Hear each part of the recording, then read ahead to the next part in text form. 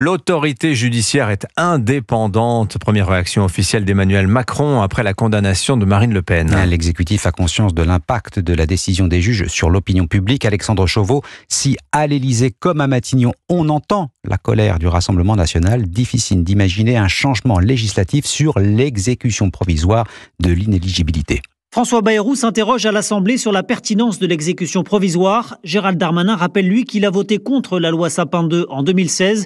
Emmanuel Macron, enfin, évoque pudiquement le droit de chacun à bénéficier d'une justice équivalente. Au sommet de l'État, chacun a bien conscience de la déflagration politique provoquée lundi par la décision des juges, mais tous refusent de la commenter et placent au premier plan l'indépendance de la justice.